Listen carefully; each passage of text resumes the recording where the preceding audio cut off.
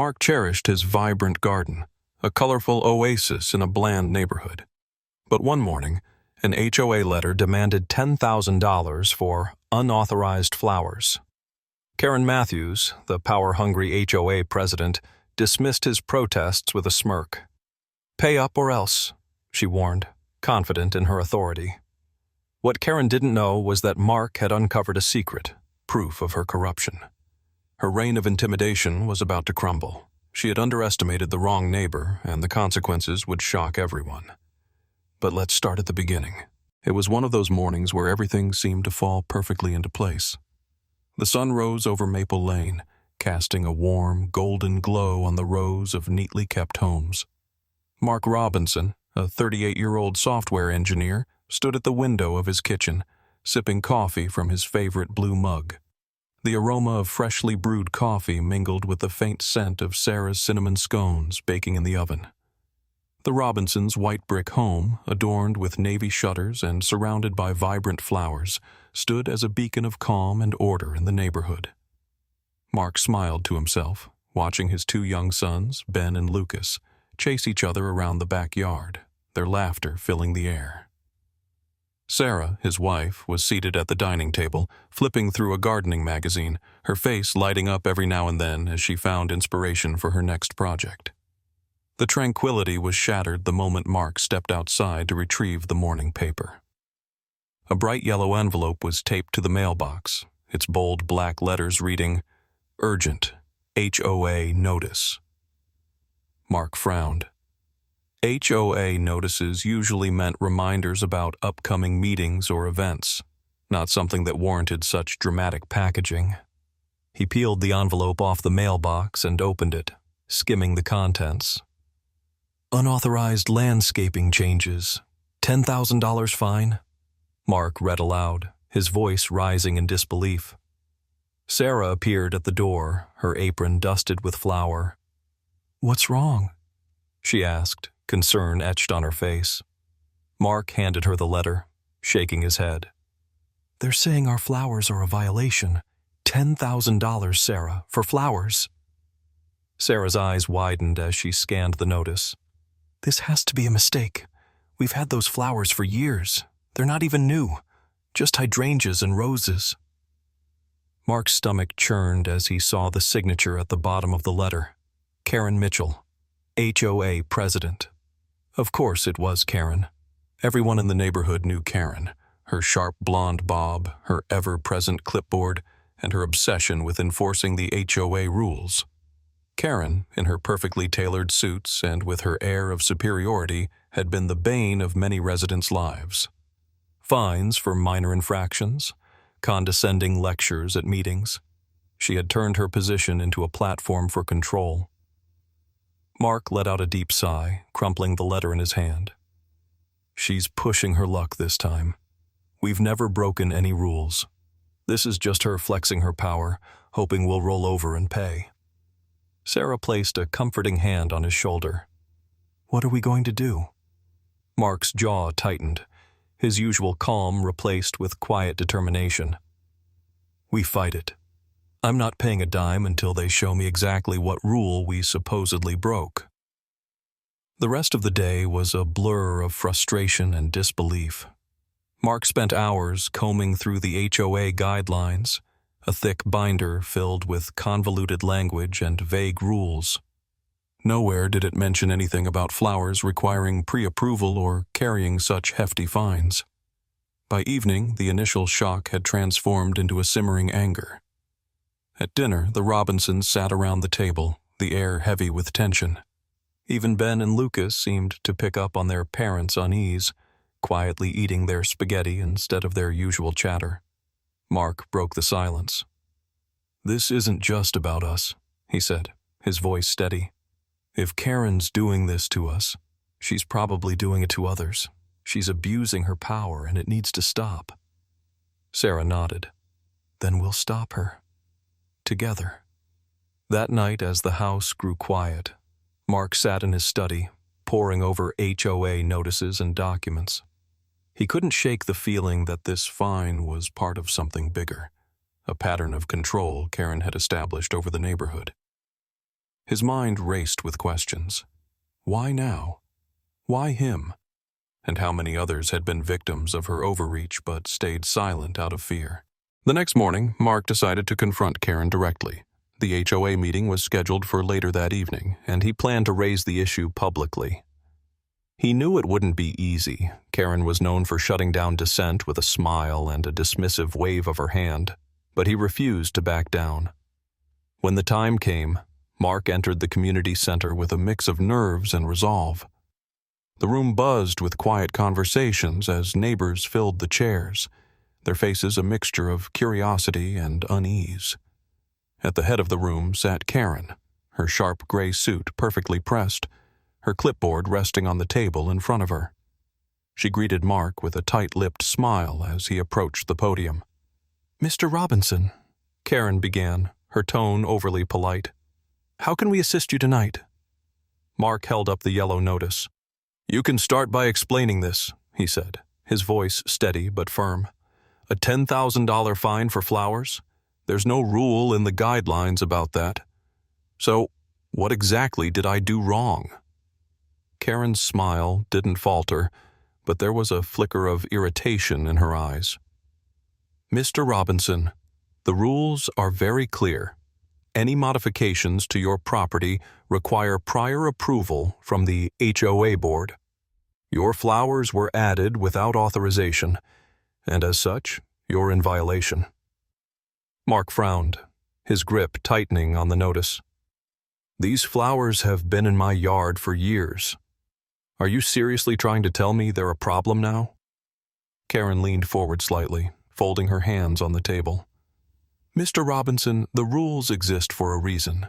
If we start allowing exceptions, it undermines the integrity of the community." The room was silent, save for the faint rustle of papers as some residents avoided eye contact. Others watched intently, their expressions a mix of sympathy and fear. "I won't pay for something I didn't do wrong," Mark said firmly.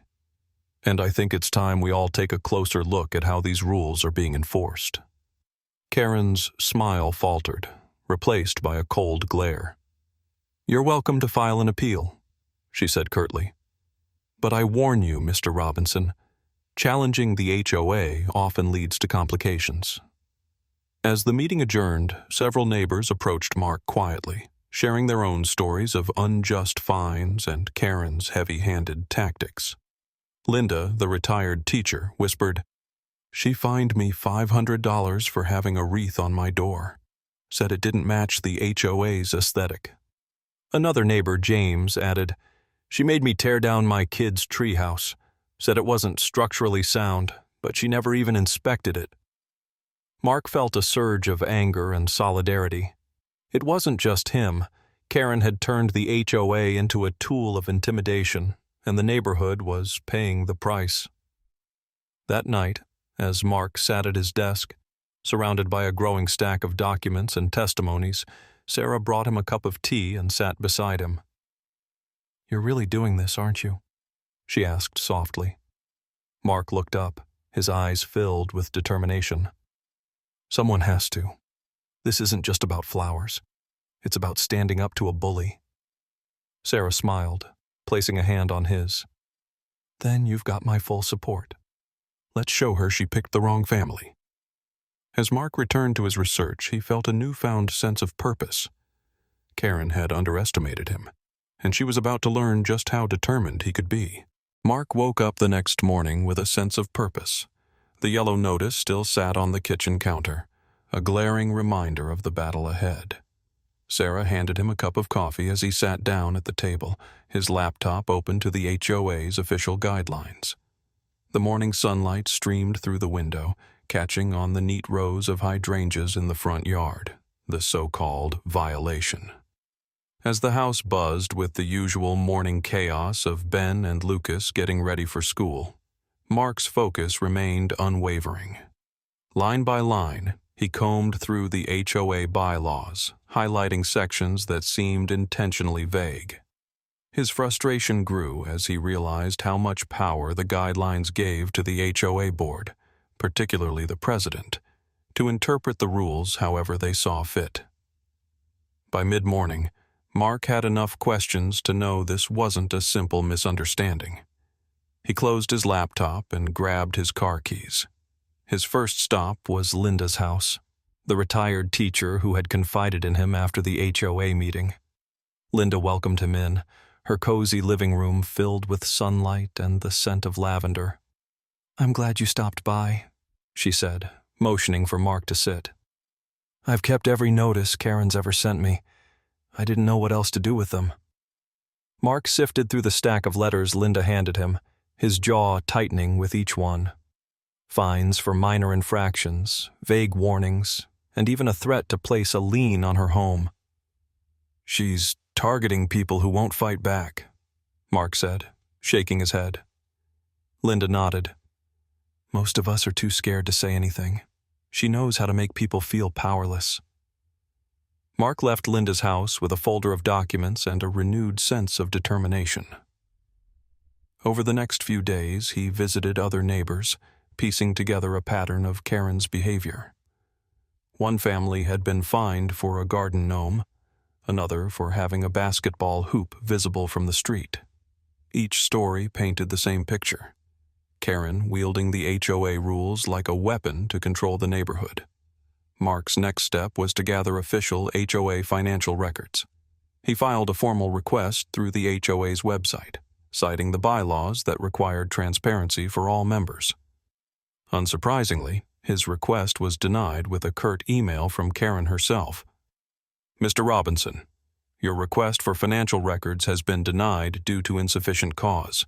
HOA operations are confidential and will remain so. Best regards, Karen Mitchell." Mark stared at the email, his frustration boiling over. "Confidential? That's not how this works," he muttered. He forwarded the email to Rachel Moore, a local attorney who had a reputation for taking on HOA disputes. Rachel responded within the hour. "Mark, this is a clear violation of your rights as an HOA member. Let's meet to discuss your next steps." The following afternoon, Mark sat across from Rachel in her sleek downtown office. She was sharp and no-nonsense, her dark hair pulled into a low bun and her piercing blue eyes scanning the folder of documents Mark had brought.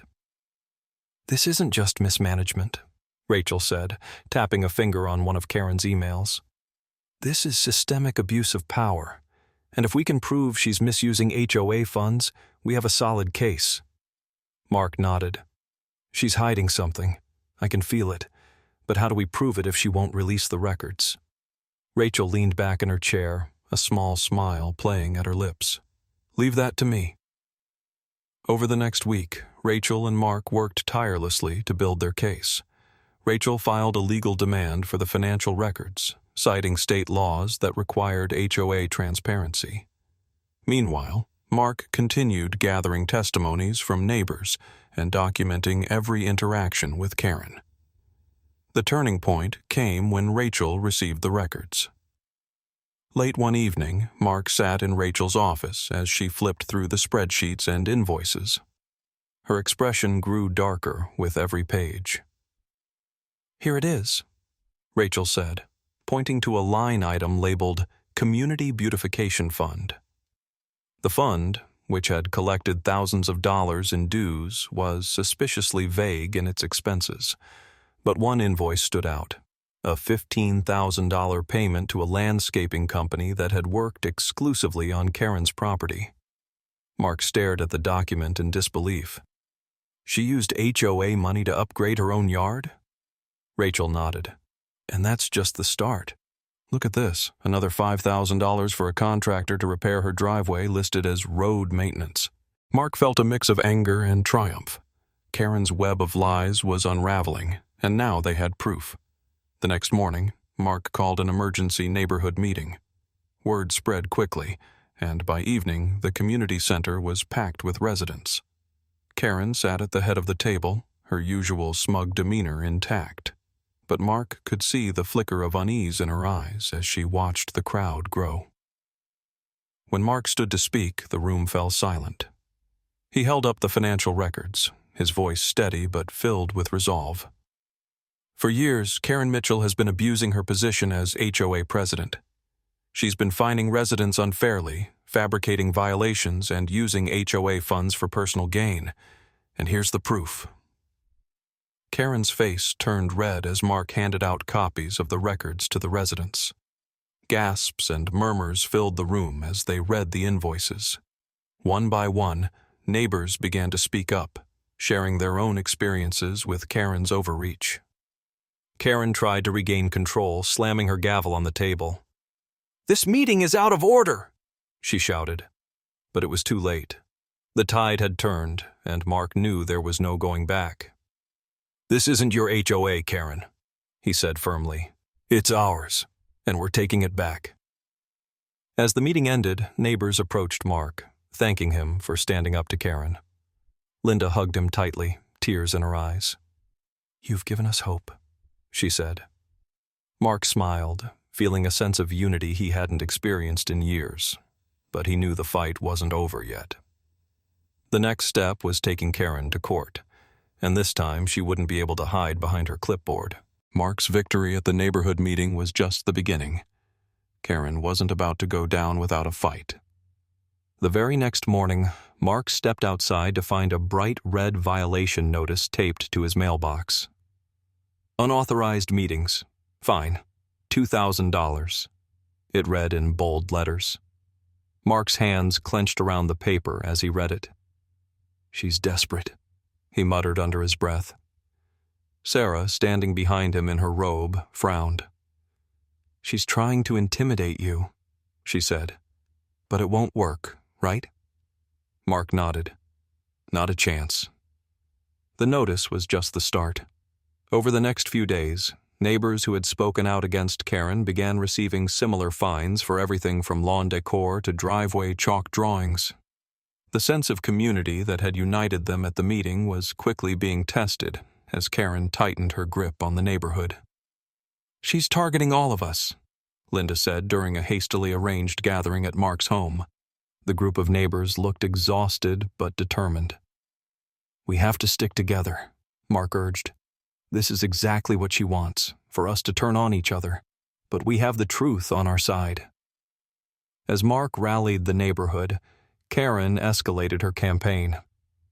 Late one evening, Mark received a letter from Karen's attorney, a cease and desist order accusing him of defamation. The letter warned of legal action if he continued slandering her name. Mark brought the letter to Rachel the next day, his frustration evident. "Can she actually do this?" he asked. Rachel scanned the letter and shook her head. "This is a bluff. She's trying to scare you into backing down, but she doesn't have a case, especially with the evidence we've uncovered." Reassured but still uneasy, Mark pressed on. He and Rachel finalized their legal case, preparing to file a formal lawsuit against Karen and the HOA board for mismanagement and fraud. As the court date approached, the neighborhood buzzed with anticipation. Mark could feel the weight of the community's hopes on his shoulders. "We're counting on you," Linda told him the night before the hearing. "You're fighting for all of us." The morning of the hearing dawned gray and overcast, a fitting backdrop for the tension in the air. Mark arrived at the courthouse with Rachel by his side, a folder of meticulously organized evidence in hand. Sarah stood with him, her presence a quiet reassurance. Inside the courtroom, Karen sat at the defendant's table, her usually confident demeanor replaced with visible tension. Her lawyer shuffled papers nervously as Mark and Rachel took their places. Rachel began the proceedings with a powerful opening statement, laying out Karen's pattern of abuse and misuse of funds. She presented the financial records, the fraudulent fines, and testimonies from multiple neighbors. Each piece of evidence painted an irrefutable picture of Karen's corruption. Karen's lawyer attempted to dismiss the claims as baseless, arguing that Karen had always acted in the best interests of the community. But when Rachel played the recording of Karen mocking residents at an HOA meeting, the courtroom erupted in gasps. "Let them complain," Karen's voice sneered from the speakers. "They'll pay or they'll leave. Either way, it's their problem, not mine. Karen's face turned pale, and the judge's stern expression left no doubt about her reaction. Mark took the stand next, recounting his experiences with Karen's fines and her refusal to provide transparency. His voice was steady, but the emotions behind his words were palpable. "This isn't just about money," he said. "It's about trust. Karen used her position to bully and exploit us. And it stops now." As the hearing continued, Karen's defense unraveled further. Rachel introduced witnesses who testified about Karen's retaliation and favoritism, including former HOA board members who admitted to resigning because of her behavior. By the time the hearing concluded, it was clear to everyone in the room, including Karen, that the truth was on Mark's side. As Mark left the courthouse that day, he felt a mix of exhaustion and relief. The fight wasn't over yet. The judge's ruling would come later. But for the first time, he felt confident that justice was within reach. "You did amazing," Sarah said as they walked to their car.